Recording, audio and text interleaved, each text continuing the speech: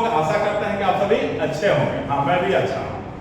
तो देखिए, time and tense को हम लोग देख रहे थे, तो एक रूल आप देख लीजिए, दूसरा रूल देखिए।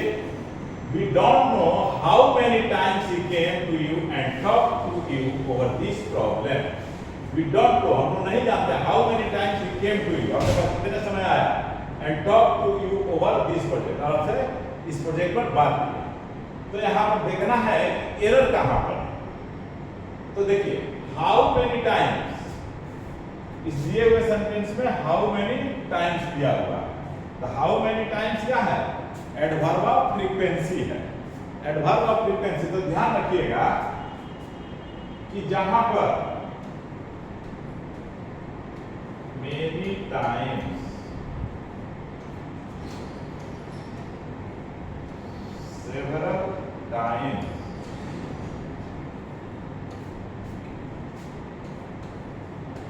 ट्वाइस, थ्राइस, ये सब एडवर्ब अगर जिस सेंटेंस में आ गए हो तो उसकी क्रिया होती है, उसका टेंस जो होता है वह किस टेंस में होता है, याद रखिएगा, प्रेजेंट परफेक्ट टेंस। इसमें होगा प्रेजेंट परफेक्ट टेंस। तो याद रखिएगा कि ये सब एडवर्ब ऑफ फ्रीक्वेंसी है, जिस वाक्य में आ जाएगा उस वाक्य की क्रिया किस टेंस में होगी, प्रेजेंट परफेक्ट टेंस।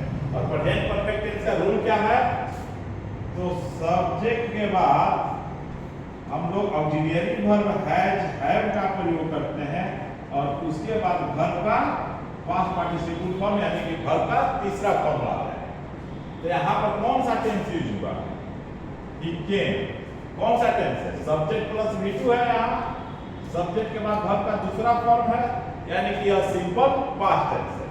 तो यहाँ पर टेंस कह रहे हैं, यहाँ पर क्या आना चाहिए, प्रेजेंट परफेक्ट टेंस आना चाहिए, क्योंकि ये इंट्रोगेटिव है, इनडायरेक्ट में है, हाउ मेनी टाइम्स है। तो how many times adverb of frequency है कि कितनी बार। तो जहां पर फ्रीक्वेंसी आ जाए तो ध्यान रखिएगा उस वाक्य की क्रिया किस टेंस में होगी, प्रेजेंट परफेक्ट टेंस में होगी। तो यहाँ ही केम की जगह पर हम लोग को सही क्या करना होगा, ही हैज कम। सही करना नहीं होता है आपके एग्जामिनेशन में, लेकिन यह जानिए, क्योंकि अगर इंप्रूव करने के लिए आ गया तो वहां को सही भी करना होगा। फ्रेज इंप्रूवमेंट के रूप में आ जाएगा तो वहां पर वाक्य को आपको सुधारना भी होगा। तो यहाँ पर क्या होगा, आंसर आपका बी हो जाएगा। अगर जानकारी चाहते हैं कि यहाँ होना क्या चाहिए, तो यहाँ सिंपल पास्ट नहीं बल्कि प्रेजेंट परफेक्ट का प्रयोग होना चाहिए। और यहाँ टॉक है, तो उसके लिए ऑक्सिलरी, देखिए टॉक क्या होता है कि वर्ब का सेकंड फॉर्म भी होता है और वर्ब का थर्ड फॉर्म भी होता है। तो पहले से जो था तो आपके दिमाग में आ रहा होगा कि केम सिंपल पास्ट है और टॉक भी सिंपल पास्ट है, इसलिए दोनों सही है। लेकिन नहीं, टॉक यहाँ V3 फॉर्म में है, और यहाँ पर कॉमन क्या हो गया, ऑक्सिलरी वर्ब हो गया हैज। तो हैज के बाद यहाँ कम हो जाएगा V3, और टॉक तो यहाँ V3 के रूप में है। तो आपका आंसर क्या होगा, बी होगा। तो नोट कर लीजिए कि ये सब जो एडवर्ब ऑफ फ्रीक्वेंसी है, जो टाइम को बता रहा है, तो ये जिस वाक्य में रहेगा उस वाक्य की क्रिया किस टेंस में होनी चाहिए, बताइए, प्रेजेंट परफेक्ट टेंस में होनी चाहिए। क्लियर? आई थिंक कि आप लोग समझ गए होंगे। एक बार फिर से बता दे रहे हैं, इस चीज को समझ लीजिए कि जिस वाक्य में एडवर्ब ऑफ फ्रीक्वेंसी जैसे twice, thrice, several times, many times इत्यादि प्रयोग किए गए हो, तो उस वाक्य की क्रिया किस टेंस में होनी चाहिए, प्रेजेंट परफेक्ट टेंस में होनी चाहिए। क्लियर? कोई दिक्कत?